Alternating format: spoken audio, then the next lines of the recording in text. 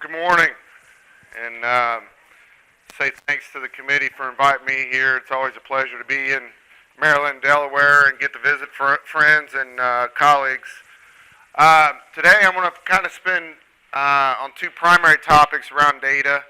That's as planted data, which I think is pretty important these days to verify. I think in general we're spending a lot of money on seed, and to make mistakes or not to get it placed right can be pretty significant consequences. And then the other thing is, and I'm going to try and step through this because I feel like we still struggle with this, but yield monitor data. And I know you're tired of people talking to you about yield monitor data. There's two slides that I'm going to really focus on to try and get my point across, because I really don't think that we think about why it's important to capture certain parts of the calibration curve in order to generate quality data. And hopefully that'll make kind of sense. So this remote sense imagery, this image was taken in July. For those of you, this is an NDVI map that you can get from several services out there, or even a drone. But my point is that there's a lot of things that go on in the field in a lot of cases that even a yield monitor doesn't capture. And you can see right there the post-application. Again, this is mid-July. We're talking somewhere around a VT or a latter part of the V stages of corn. And what you see there, you still see a lot of machine issues that are prevalent. Does anyone know why those still exist? It's quite simply compaction. Okay? Again, this is compaction from the post-harvest herbicide application. You see another issue here. You see this track right here? Anyone know what that might be? What's that? Nope. Nope. Applicator started up here. It was custom app. He came down to the bottom. He said, I want to beeline it up here. Okay. Showed this to the farmer. He goes, I've been after my guy, the retail guy, for several years to stop running across my field. He goes, this is my first documentation. But my point in this is a dry land field. You see the for tiling, a lot of tiling in our area. There's a lot of things that go on, okay, out there in that field. And I think with imagery and some of these, we start to look at it. We even see nutrient deficiencies or the non-uniform application fertility. But if we're going to use a yield map, and we'll get back to this, yield map doesn't really bring a lot of these issues out. And so when I think about what we're trying to do, improve our management, improve our crops in terms of yield and profitability, understanding some of these, because at the end of the day, if I'm running a pretty complex nitrogen study in this field, and I can tell you right now, we had to throw quite a bit of data out because of exposing a lot of these issues that were generated by us, the person, the people, the machine in the field. So not knowing that, I get these what we call co-founding factors that get involved with influencing yield. And so my point is there, again, there's a lot of things that go on out there. If we don't see them, we can't measure them, there's no way we're going to make changes. And the other issue that we've come into, and we've been able to solidify in the last 2 years, at least in our program, is the absence of this information can lead to erroneous data, erroneous results. Because we're trying to look at nitrogen or fertility, but we got man-made issues that are really the primary driver in some of these fields in terms of compaction causing the differences. It's not the fertility necessary, it's the compaction. So we got to deal with compaction before we get to the fertility issue. Okay, I'm learning that. Excuse me. So this is just an example. These are from 2015. We don't have all of our 16 results in, or I'd bring those. These are situations where we use data to make decisions. Okay? Our big one in 2015 for us in Ohio, at least as an example, we had a really wet spring. Okay? We had very short windows to get crops planted. When we did get them planted, followed by heavy rains. All of a sudden we got scenarios of do we need to replant or not? And through imagery primarily, we were able to assess that remotely and make decisions on whether we wanted to go back out there and put a planter back in some areas and replant. Okay? So that was the way we did that. So we used that information to evaluate the stand and ultimately whether we want to replant. I already showed you some examples of soil compaction. We believe in our cases a lot of our soils are heavily compacted. And the primary reason in this today is we're not using 12-row planters anymore in the state of Ohio. We're using 24 and 36. And on the front of those is somewhere between a 300 to 500 horsepower tractor. all with heavy tonnage on the axle weights. And you run those across the field in conjunction with the combines and grain carts that we have. And I'm going to show you an example of a grain cart here in a little bit. You know, we're getting somewhere on corn on average about a 20 to 25 bushel loss in those areas. That's not all across the field, but it's where the high traffic scenarios occur that I showed you in the prior slide. In status, again, we might be a little bit doing some research, but we were making decisions around nitrogen management using data and information, smart scouting and imagery specifically on how much to apply, where to apply it, those kind of scenarios. And then the big thing in 2015, were fields prepared, or did we need to apply a fungicide, yes or no? We weren't making decisions on how much to apply, but there was high-risk fields and low-risk fields, and we were doing that all by data in 15. And then finally, we're getting into some hybrid selection and placement. We're just looking at how hybrids perform over landscapes, and through some of our methodologies and evaluations, we can learn a little bit more than just going out and planting the field and looking at some individual numbers. When we got all that done at the end of the season, doing all this, somewhere between $32 to $35 an acre, we could contribute to data, advancing our information to make decisions. Okay, sometimes it was a decision not to do something. Okay, in a lot of cases, that's what's happened in 2015. We decided not to put fungicide on in many cases where we had planned on doing it. Well, I went over this yesterday. I'm going to spend a lot of time, but just remember, this is more for kind of the marketing material. We're talking agronomy data today. We're talking machine data today. We're talking production data, or what I call production but data. That's all the other data that we're collecting. That could be on notepads. That just could be in our mind, whatever. Remote sense imagery. And I made this comment last night talking remote sense imagery. What I'll tell you today is it's getting so cheap, at least in our area. We have been driving the price. 2 years ago when I started our projects, we were spending around $10 to $12 an acre per year on imagery and getting 4 or 5 flights. What I'll tell you today is in 2016, we're spending $6 an acre on imagery. $6 an acre on imagery. I get 10 flights at minimum. 10 flights on minimum on those fields at $10 an acre. So you think it's about $1 an acre per flight. That starts from the beginning of the growing season. In most cases, we can even get it a post-harvest, depending on when flights can be when flights occur. But that just tells you, I mean, I know that's money, but what we learn out of that, like the image I showed you up front, is just incredible. How we can track, how we can be a little bit smarter in looking at things in that crop along the growing season. But I expect with Mavericks, I expect with Planet Labs and some of these other companies coming online, the availability and the price of imagery is going to go down even more.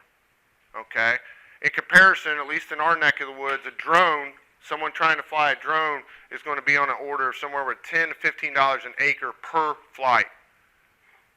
So it's almost a no-brainer for us. I'm going to spend the $6 an acre to get the 10 flights, okay? And not all that. Sometimes we get bad imagery, get clouds, we get other things, and that's fine, but because I end up having a suite of imagery that I can kind of replay the season or I can use during the season. So just some ideas around remote sense imagery. I showed you this is our planner, and I just want to back up, and I don't want to get into details about the things that we're doing, but in my opinion, when we talk about precision ag, that display right there, not a 2020, I'm talking about anyone's display. I can put a 2630, I can put an Ag Leader, Integra, any of these displays today. I think that's the best bang for the value in precision ag today, is that display. Most of the time, sometimes you can spend $2,500, and I recognize sometimes you're going to be up in that $5,500 to $6,000 for some of these displays. But the point in that is the ability to see row by row that planner is not cheap today, okay, regardless if it's got all the technology or not. When my growers are spending anywhere from $100 to $135 an acre on corn alone, just have it on a pallet, let alone put it in the planter and put it in the field. When it gets in the planter and we go to the field, I want to make sure that planter's in peak performance each and every row for each and every field. And putting your meters on a meter stand is one thing, but I can show you data where we've gone through 24 row planters, got it all fine-tuned, we're simulating 99%. I go out there and I throw the boxes on the planter, and guess what? Put her in the field, and the first pass, I got 3 boxes for some reason just aren't performing right. Vacuum tube didn't get on right. Doors open, didn't get shut, so I'm not pouring vacuum. I'm getting a lot of skips. Those things happen. You don't know that unless you have some of these displays, and I think you're spending too much money on seed And soybeans are starting to get that way to some extent, at least in our neck of the woods, not to know what that planter's doing each and every row and for each and every field. And so I'm going to talk a little bit about just some things other than, and so of course we can get a lot of data off that. If you guys have been around the 2020, an example, and I'm here advocating, most all planter displays today will give you as planted data back. And what we have found is there's a lot of information in that as planted data that we can begin to use to explain what some of our yield results or scenarios that start to set up out there in the field in terms of how the crop's developing, and the vigor and the health of that crop sometimes can be explained by just having that planter data in-house. Okay? So on this planter, a couple things I would make. Upstream. So we're counting each seed per se. We'll keep that very simple. But what the things I look at are basically 4 parameters that we go through on every one of our projects since we're doing field scale rears. We look at the final population and verify. I'll look at the singulation data in conjunction with that just to make sure that we did a pretty good job and we didn't have one row out of spec or something along those. And that happens. I mean, there's some fields that you get done and you end up with one row for some reason just not performing right. I'd rather know that up on the front side of the season than I would on the back side trying to figure something out, especially when we're doing split planters. So I got 8 rows, and all of a sudden I got the middle, 4th and 5th row not performing. That influences our data. Okay, I want to know that. The other thing that we look at is the downforce. Okay, and I'm not going to get into all the terminology. We'll have some information out for folks to use in the near future about what's the definition. But I want to know how much downforce was applied. Okay, if your planter's hooked up with that with an active downforce or similar, whether that's pneumatic or I want to know how much is applied, and I want to know what the margin is, or what actually the gauge wheel load is in some cases.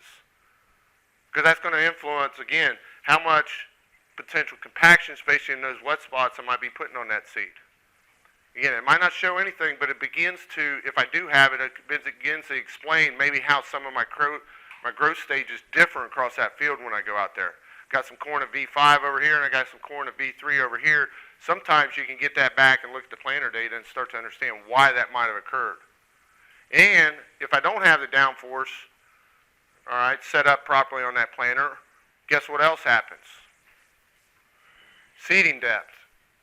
Okay? We pulled seeds for probably 6 years now. Okay? And I'm not saying every year, every field, the downforce pays for itself. But what I will tell you is active downforce can help you maintain a more uniform depth across the field, especially when you get in conditions when it gets pretty suspect, wet, very dry conditions. You know, that planter moves up and down because of those opening discs, okay?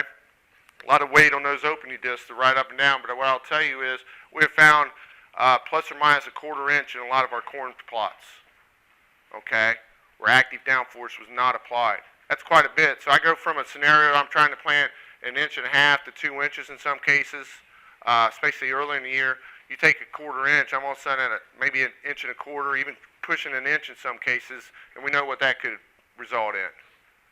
Okay? So that's why we use this kind of data, just thinking about it, take it to one field. Okay? And what I want you to get your eyes kind of pinned on is, here's the first 2, what we call headland passes around the field. And then basically, I'll call it east-west. We're just planting back and forth. This 16-row planter right here. Basically, what you're looking at is the row unit ride quality. So if you haven't been around the Deeres or precision planting, basically ride quality is just an accelerometer. Sits there and tells you how much bounce each row unit has. Okay? Relatively, what you can see there is green, it's running pretty smooth. In red, it's bouncing or something happened. Okay? There's an acceleration of some sort. Notice, if your eyes with my arrows, do you guys see these things going this way? Lines at an angle compared to how we planted that field. Any clue what those lines might be? What's that? Where they work the field. Nope, this wasn't exactly ditches or rocks, but what I can tell you is it's working the field. John Deere 9R tractor pulling a 40-foot cultivator. Decision was prior day in the morning, get up, marginal, kind of wet. Hey, we better get it done because we got some other fields to work. We went in the field too early, and what you're seeing is compaction. If you go back to the very first remote sense imagery I showed you where you see the passes from the sprayer in that case, if I showed you imagery from this field all the way through the season, what you're going to find out there was anywhere from a 15 to 30 bushel loss by getting in the field too early with that 40-foot cultivator. Okay? And my only point to this is we didn't even think about this. We got to looking at the imagery and we got to seeing these passes going what it is, and we started pulling the as planted data up. And if you look real close, you can see that almost the duals running right down through there. That's how sensitive the sensors are in there. You can actually see the two passes.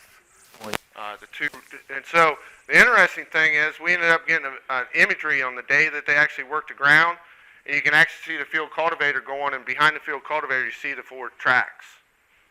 I mean, that's how much compaction occurred, just because if they had probably waited till the afternoon, it probably wouldn't happen. It would have been dry enough and that wouldn't have occurred. So what was the result of that for this farm? We're going to wait and stay off when it's marginal, we're saying no, and we're going to wait, and that's what they did this year. And all that disappeared, at least in the imagery for 16, and I know that's a different year, it's a different scenario, but just some examples how even as planted data, I didn't have to have the imagery if I was looking through it. I would have I saw that, and I could have gone out in the field and scouted and seen if it had an influence or not. The imagery helped, but that's just an example of row quality. Here's another example. Josh, you know what that is? What you're seeing? That's your soil texture map for this field. I'm not saying all the time that this is going to come out in image in some of this, but what you're seeing is 2 things. You're seeing moisture. This is more compacted area down here and here. Okay? So it's a little harder soil to get into, and what you end up, this is the downforce map, so you can think about how much downforce the active system was trying to maintain to keep that row unit engaged in the soil. Red's high, as you can see. Green, blue is very low. But all of a sudden, you see soil characteristics coming out in the map. Okay?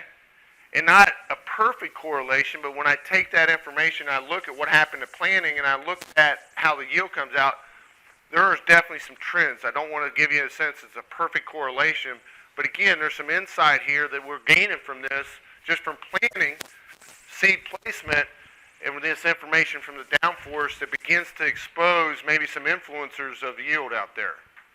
Again, if I'm doing a project at a field scale, I want to know this personally, okay? Because I want to probably break that field up a little differently in my analysis. So that's as planted data. This is machine data. I'm not going to go through this. If you sat through my presentation yesterday, you learned about this. So that's that planter.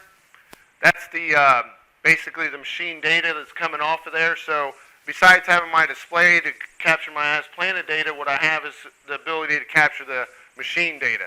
So I'm getting fuel, I'm getting load, I'm getting RPMs, et cetera, right off the machine during that planting process. So the interesting thing is we throw this, or we collect this on all our different operations. Application, whether that's anhydrous, to side dress, to spraying, to planting, and then ultimately harvest, and we can document some things. And I'll just show you some examples of what we're starting to use this data for beyond. Here's a harvest operation. This is our combine in the bottom right. Okay, what you see, and that's the tracks in the top right. So here's the combine, here's the machine, and what you basically to see is all the paths it took across that field. Okay? Here's the grain cart, okay, that we're running in the field, and you see the grain cart passes. You want to suspect of any issues that might be occurring there in that field post-harvest. Looks like, Looks like to me we're building some roads. Okay? Again, I'm not using necessarily the magnitude of the data, but what I am looking at is I could preserve this, we're preserving this, and carrying it over to the next season and looking at the as planted data and the other information we're collecting on that field. And what we've done in this particular field is we haven't gone out and deep ripped all the field, but what we have been able to identify is there is compaction in some areas. Using this map, targeted that, and only going out and deep rip those areas because compaction exists. We measured it. So again, I don't know if this will be influencing you guys, but what I'm saying is there's potentially low-hanging fruit here in some cases. When you merge the taking a look at it, there's probably maybe some things I want to go out and look at just to make sure I'm not causing my own issues. In this case, compaction. Compaction was reeled, and we had some compaction here, and then you can see right up through the middle of this field, it was pretty compacted at the end of the harvest. And you ever hear the story that when they sell you that 70% of the field gets covered in a season? This kind of starts to prove that point, because what I haven't put on here is this is the combine, here's the grain cart. What you haven't looked in there is there's the sprayer, the planting operation, there's all those other passes across there. Okay? But you can see pretty much all that field gets trafficked and pretty good compared with the size of. So they like to. Just an example. Again, we're seeing this behind the scenes, what companies can do. Here's our planting operation on the left. Here's our anhydrous operation on the right. This is the machine data I was talking to you about. What you're seeing is fuel use. It's in liters per hour, but don't worry about the magnitude. But what I want to say is, does anyone know why it's bimodal? Why is it bimodal? Well, we got a turn, right, in the field? So what you're looking at is fuel use on average is somewhere down here in 52 to 54 liters per hour for the anhydrous unit. But when you're turning, it drops down here to somewhere in the upper mid-20s, we'll say it. Okay? What we're interested in is at what point do those two get real close together, because that's the peak efficiency of that machine in the field. I want those two to come together, so I'm actually being able to measure efficiency of machinery just using these type of plots. On planting, you see these come together pretty well, but get Carbon. machine, or we don't have the load that we do over here, but you see in the operation very specifically, I know what my fuel use on average is in those two scenarios. So again, there's just some new things that we can learn from this type of data very quickly that we can evaluate our operation with. Showed this yesterday. I just want to review it again, but when I can take the agronomy data, our belief is, we talk about this a lot in our program, that when we can take the agronomy data, we can take the machine data, and now if we can take the remote sense imagery data, if we can bring all that together somehow, that's when our real learning is going to start to happen. It's not just the agronomy data, the yield map itself, it's when I can start pairing it with all these other data streams that begins to be very powerful to. So we've been around this. I'll go back through this real quick to what I talked about yesterday. Just a yield map. This is a split planter comparison of two soybean varieties. If you weren't here yesterday, variety A averaged 40 bushel per acre.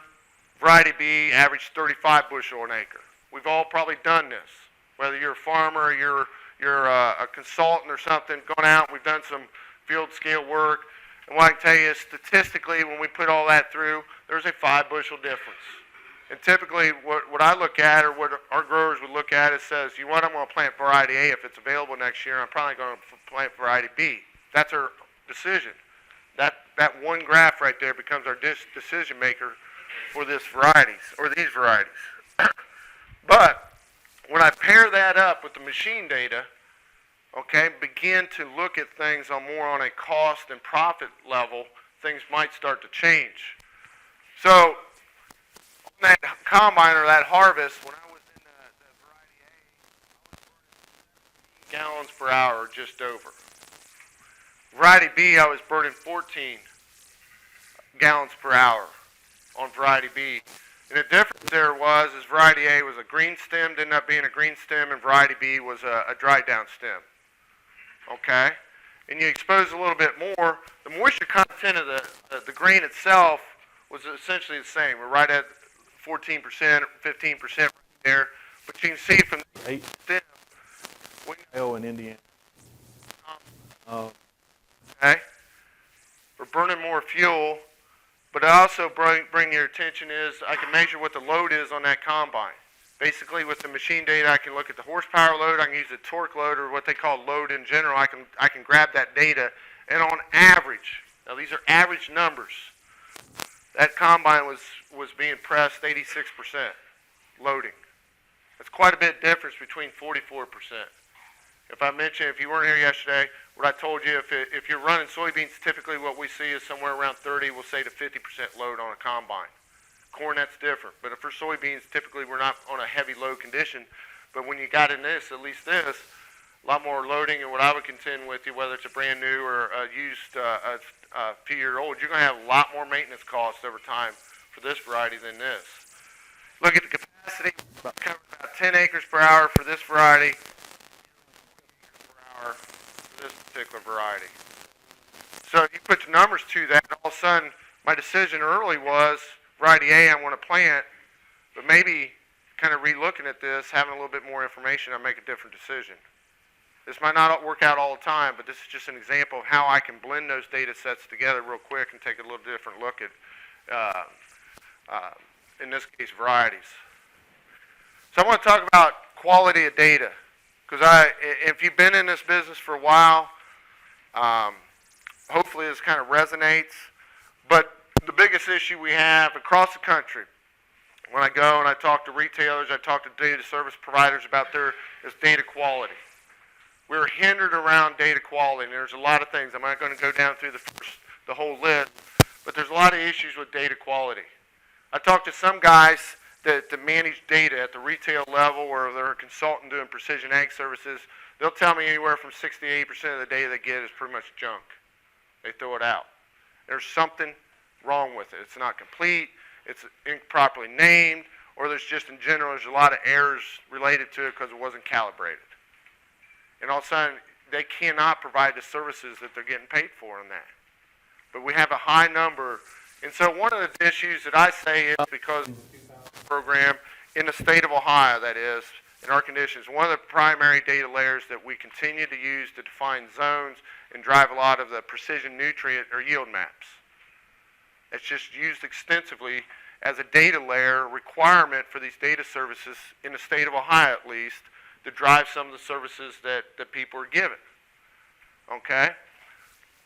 So here's some issues with data today. First of all, in the state of Ohio at least, we've gone from 6 to 12 row heads, and sometimes we see a few bigger ones. So all of a sudden we get this integration or this averaging over a bigger area. So the quality of yield maps have gone down just because we're doing more width reduces the resolution of the data that we're getting out of the field. Okay? We get quick acceleration. If you look on this yield map right here, you see red and red. That was basically a operator deaccelerating and reaccelerating in those areas. Okay, I want to come back to these particular areas in the next. It's just something that you gotta do it sometimes, right? Deaccelerate pretty hard. I pull back on the hydrostat, and I want to get back up to speed. That short period of time influences yield data. If that's not removed, it influences the results. A lot of people tell you it wouldn't, but it does. We got calibration, and my end of my talk here, I want to talk about this calibration of why I think we're getting to the point where we're properly calibrating combines in the United States. One of the issues. So then we got some operators. What I would say, and again, a lot of assumptions that go into this is for our providers, service providers using yield data, at minimum you're going to have 4 years of quality yield data. That's the state of Ohio. I can't speak for out here, but for the state of Ohio, we've kind of conformed to, we'd really like a minimum of 4. We prefer 8 or more, okay? But 4 becomes kind of the key to really learn over the temporal variability, some of this temporal stuff, in order to begin to bring some services that are what I feel is you have some comfort level or confidence in what the services can provide you. So, quality yield data leads to accurate analysis. And so I just want to give you an example. Here's that basically yield map I showed you, all right? And just kind of go along with me here. This is the raw yield data. I took that data phosphorus. put it into SMS. Okay, you can do this in and this is a 50-foot contour or 50-foot grid or contour. If you guys have been in business, you want to talk about here. That's the raw yield data. This is the clean data. Okay, it's removing some of the errors that you saw. Primarily, the operator errors here and here. Some of the turning errors that were occurring here. So we know that the yield is not low in those areas. It's just a function of leaving the crop and having some, okay, the way it was set up in the lag times in the system. Okay, and we know. Look down here on these point rows. Probably a header plus the fact that we were deaccelerating caused some errors. But if I want to use the map as a special representation of make decisions on. For example, I'm going to use it as a removal map. You've got to get the errors out. And you say, well, that's not going to influence that much. But what I will tell you is in that map, my decision for the amount of fertilizer changed by over 17% between the cleaned and uncleaned. To me, that's a pretty significant number. Okay?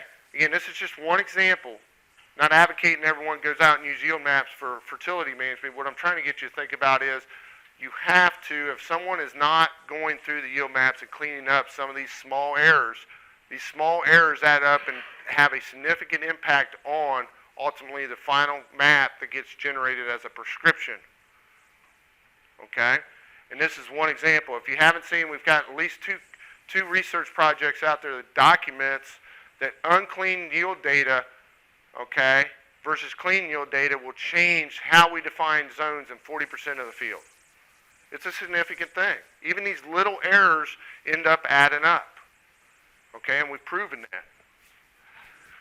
Variables that influence yield estimates. I get this question all the time. Again, we're going to get driving down to what my main point here is. We got crop. That's pretty obvious. I need calibration numbers for corn, soybeans, whatever, milo, wheat, etc. Whatever you're growing, you get crop. Grain moisture influences mass flow sensors, period. High moisture grain flows differently than dry. Corn's a great example. Soybeans can, but typically, or at least in our case, most of our guys are going to get the soybeans down to 15 or 18 or even lower, and usually it's not a big deal. But I want to tell you, kind of the rule of thumb, at least in my book, is you better have a calibration curve for 20% and up, and a calibration curve for your corn, it's 20% and lower. That's just my rule of thumb of what we've kind of experienced in our test. Grain density influences yield monitors. Again, if you don't know, I'm going to show you the equation, and I don't mean to be getting into math. I'm just showing you that there's an equation we calculate yield in these yield monitors. It's pretty basic. But grain density. So if I got corn that's running 58 to 59 on test weight versus corn that's 54, 55, 56, you better have two different calibration curves. It influences any of the systems out there. Other than, I will continue, I'll show you that Precision Planting has attempted to get over that with their new, basically, box on a clean grain elevator. But beyond that, it influences every other one out there. So again, my rule of thumb is if you're moving plus or minus a couple test points on test weight, you better have different calibration curves. The problem is test weight typically will vary across the field, and you only get one number to put in the yield monitor. So you got to kind of use your head, I guess, and choose wisely. But it does. Of course, pitch and roll, and what I'll tell you is roll does not influence the grain yield monitors as much as pitch. If I'm going downhill versus uphill, it will definitely influence.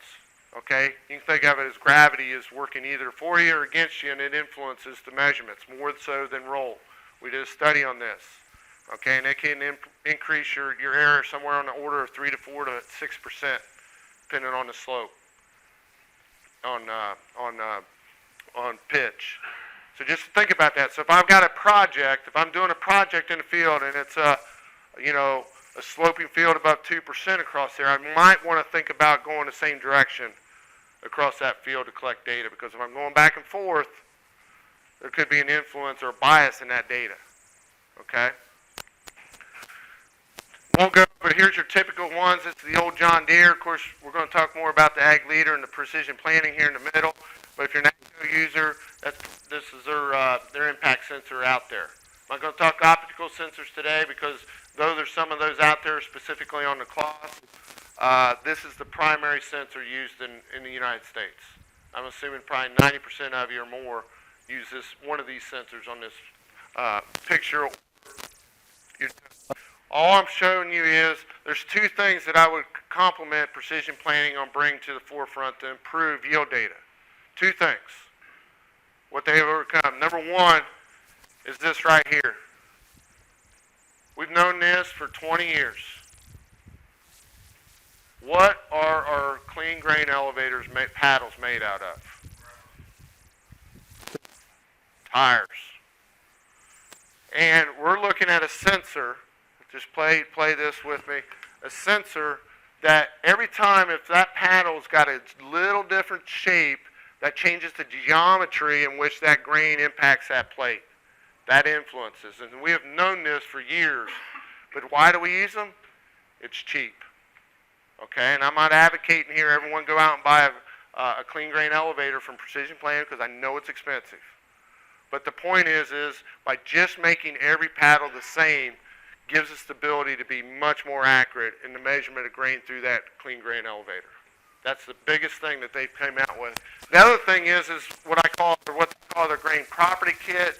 Get into all how that's made, but essentially for every revolution, okay, they're looking and basically re-zero or recalibrating to the grain properties. So I go back to if test weight is changing, theoretically they can account for that because of this technology. And so I can take that off the list if I'm using a precision planting.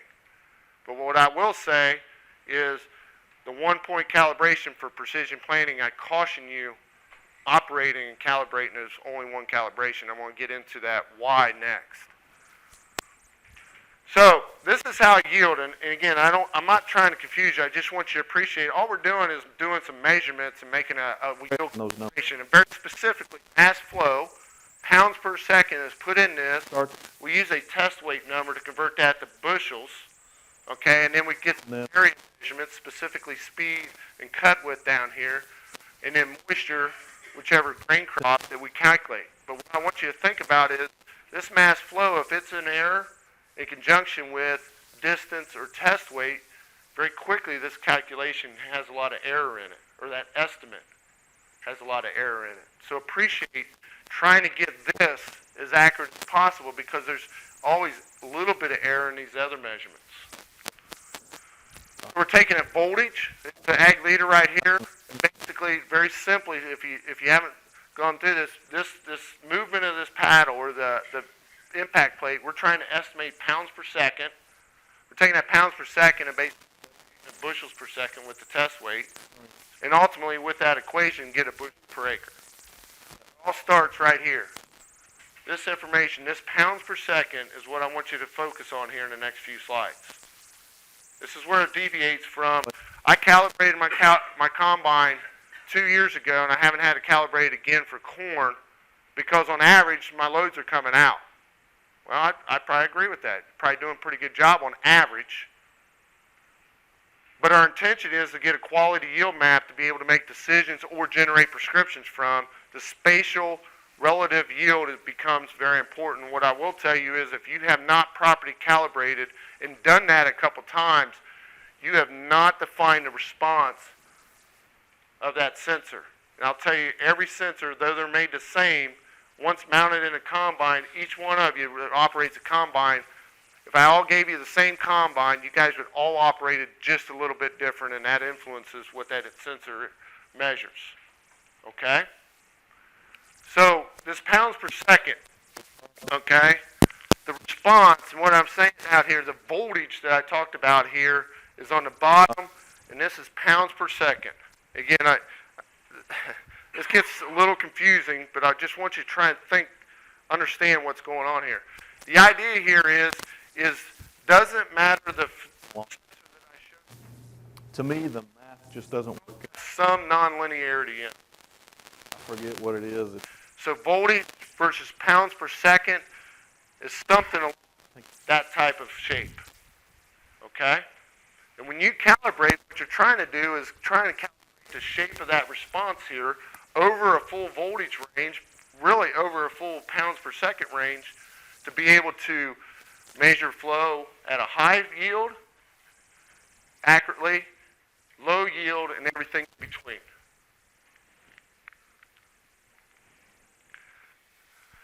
Okay? We'll come back to this. This is what we're trying to do in a calibration. The problem that happens a lot of times, and I'm going to give a suggestion here in a second about how to overcome this, is most of you are going to calibrate somewhere in here. Go out and either run your different speeds or run your different widths and ends up only getting a third, half, three-quarters of this, basically, whatever it is that you calibrated, mapped out, but you never get the tails of it fully mapped out to bring accuracy across the whole field. My example of that is in 2014 in the state of Ohio, we didn't have a lot of corn variability. You know, we were probably running on average about 180 or such, but we didn't have anything under 120 in the field typically. Okay? But in a year like 15 and now 16, guess what? On average, I'm getting 160 to 170 bushels in the field, but guess what? I got a bunch of 30s and 50s in that cornfield. I got some 225s and 250s. Okay? That's the year I want to be able to capture the relative difference. And if I haven't properly calibrated over the full spectrum of my pounds per second, I'm going to have errors in the estimates of those. It might kind of tell me I'm low, but if I'm trying to preserve the spatial relative difference out there, it's not accurate. So that brings me to this challenging slide. And this is the only way I know how to explain this. So let's step through this. On the bottom is my pounds per second. I told you keep an eye on pounds per second. I'm just doing this for an 8-row corn head, 30 inch, so 20 foot, but pounds per second across the bottom here. I got ground speed, and if you've ever calibrated an S-Series John Deere or a newer case or an Ag Leader, they'll recommend running you at 4 different speeds, right? You run at 4 different speeds or cut widths, but most of us run different speeds to get different flow, pounds per second through that combine to calibrate it. So let's just take my 2014 example. We're running somewhere in here, and if I go and use my estimated speeds, at 5 miles an hour, I'm somewhere around 23, we'll call it, 23 and a half or so. Okay? And you come down, again, we're looking at about 200 bushel corn. I come down and I run my speed at 2. There may be something. I calibrated my combine. I did exactly what was said in the manual. I ran my 4 different speeds, and basically I'm covered in that response map, but I haven't covered potentially if I get up into really good corn. And guess what? If I don't go back and look at it in a year where I'm running down here in this 100, guess what? That you're allowed to Errors on my yield estimates if I experience low or high yield scenarios in that field. Does that kind of make sense? Kind of digest this. I'm assuming this is going to be. But the point is here is when I calibrate, again, I understand there's some variability out there, and I'm doing it in a year. I'm not potentially getting myself over the full range of the pounds per second that yield sensor might experience. I end up only kind of getting a portion of that, like I mentioned in the prior one. And that becomes a problem. For a year like this, for a high corner, if they did one calibration number, hey, I harvested 4,000 pounds, I weighed 4,000 pounds, I'm doing pretty good. But again, that's not the point. The point is I want to have the relative difference appropriately mapped out in the field in order for us to do some analysis or prescriptions. So, if that is done, and typically, my opinion is, learning and investigating this, most people do they do it properly. I know it's a painstaking to go 2 miles an hour, but a year like this, what we're telling our growers, you better go 1 mile an hour. You better get yourself down in here because you got we had a lot of areas that had bad crops in a field because of stressors that we had. Because if you didn't go 1 mile an hour and get yourself mapped down there, there's no way, and I'll show you in the following, I'll show you some data to prove this point in a second. If you didn't do 1 mile an hour, you're not ever going to map the lower portion of that curve, and so every time you get into those low areas, it's going to be off 6, 7, 8% sometimes. So this is an example. This is a 2-point calibration. So just remember back in the days, there was actually a company who did 2-point calibration. This is just a mere example. This actual data. I calibrated my high flow up here.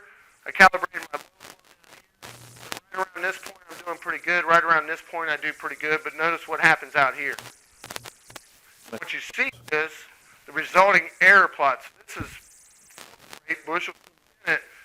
But the yield monitor area, this line right here, you can say is 0 error. So when we're up here, right around where we're calibrated, we're holding in pretty good, relatively, plus or minus 3%, even right in here. But notice here in the middle, we're up in the line. So we did not map it out properly. Sorry about that. Again, this can happen. This does happen quite frequently. How far off your And use the no-till.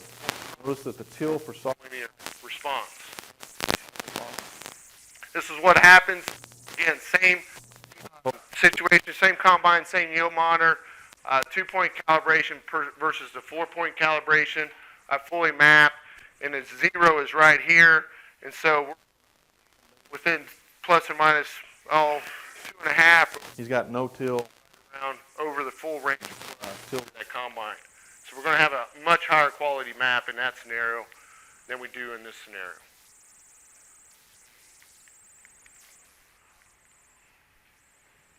So just to refresh, the suggestion is today, most everyone's using ag leader yield monitor components or even precision planting.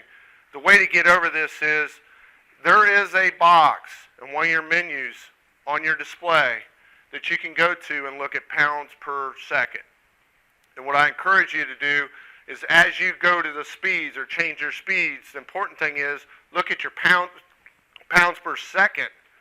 Not that the fact I'm doing 2, 3, 4, and 5 miles an hour to do your calibration, but look at your pounds per second and seeing what range you're covering, because that will be the range that defines that I'm properly calibrated. So if I need to go lower, I can do that off of that one number right there. But there is in most of the displays the ability to look at pounds per second. If you're concerned about quality yield data, all you got to do is do this one time. One time, assuming I don't re-maintenance, change anything in that clean grain elevator. Once I've got that fully for each crop, each scenario, I'm good to go. Okay? You can't manage what you don't measure. I think I'm running, where's perfect. You can't manage what you don't measure. I know I kind of limited my talk today a little bit on remote sensing, but primarily on planting data and yield data. Hopefully you kind of look at these yield monitor data just a little bit differently in terms of what I presented, but something to think about, challenge you with. But I think the ability to measure things, have information at your hand, kind of changes your ability to make informed decisions. So with that, that's my contact information, and I'll open it up for any questions here. Yes, sir.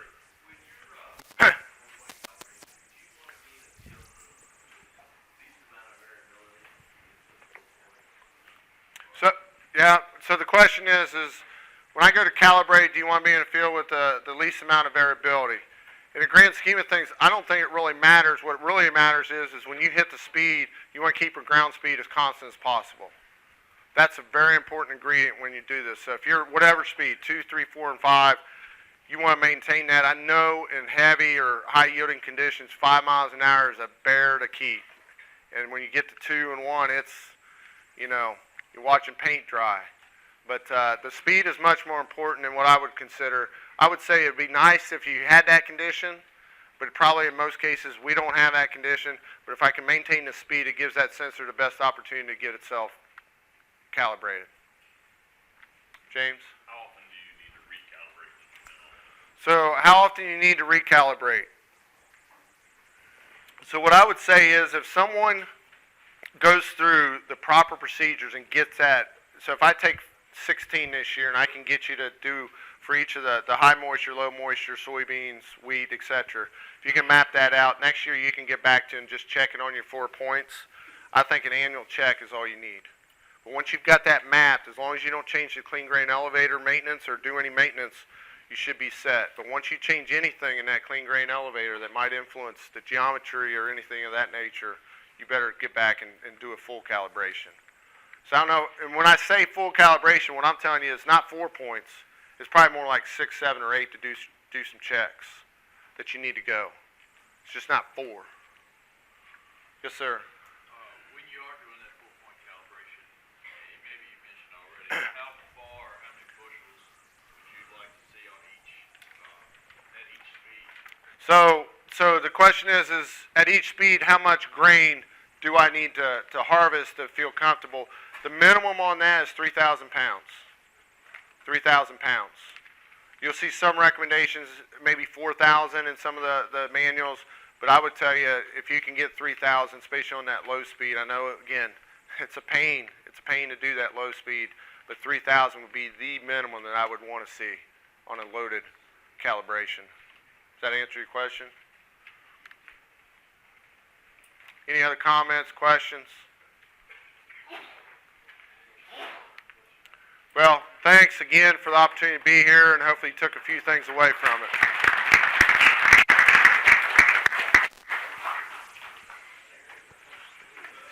What time are you leaving town? Do you have to 11. go to the airport? Yeah, I'm leaving 11. 11? And you're done here at 10? I got it. Doing those extractions. Do I gotta turn the mic off?